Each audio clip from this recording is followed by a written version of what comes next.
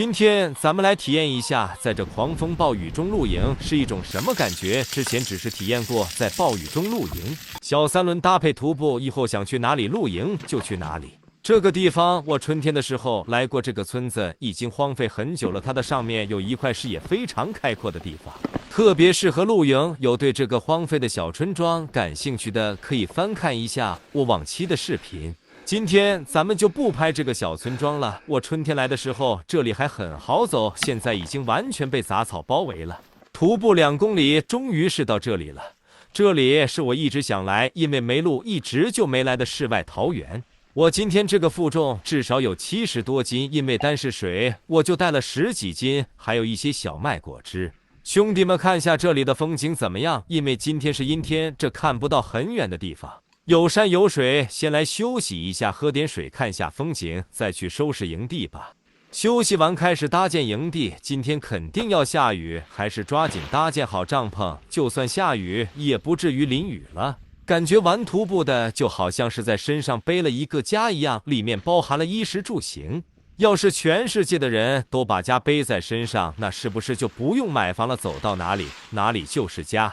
也不知道我这个帐篷能不能承受住今天的暴雨，上次试了小雨是完全没有问题的。这个防潮垫它是一个必备的，之前我还想不带还真不行，帐篷底部就是不下雨它也反潮的。降温了以后，开始用睡袋挂起我的小灯，简易营地就算搭建完毕。徒步必备小坐垫，走到哪里坐到哪里。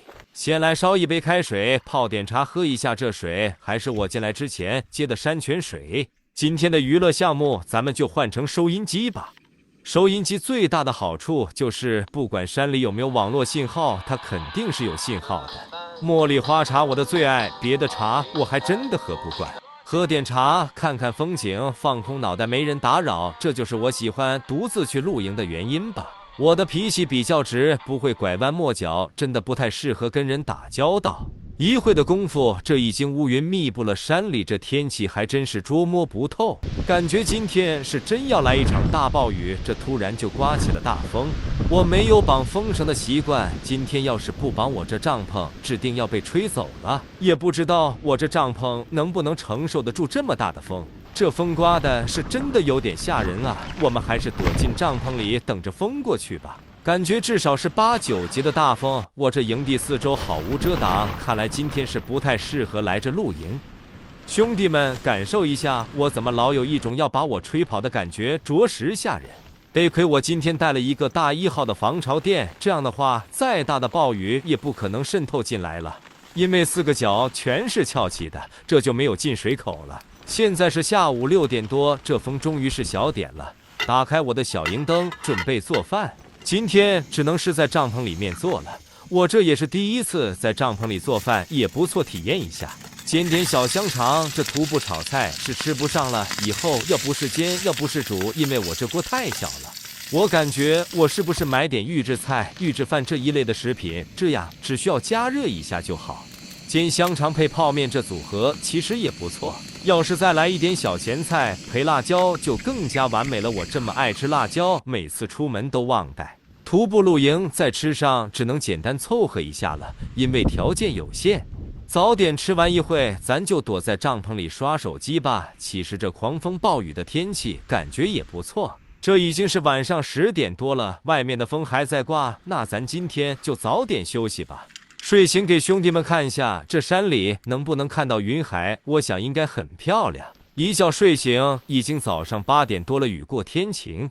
今天倒是没有那么大的雾气了。兄弟们看一下这山里风景怎么样？作为一个爱好野营的人来说，这营地我是爱了。看完风景，收拾一下，准备回家。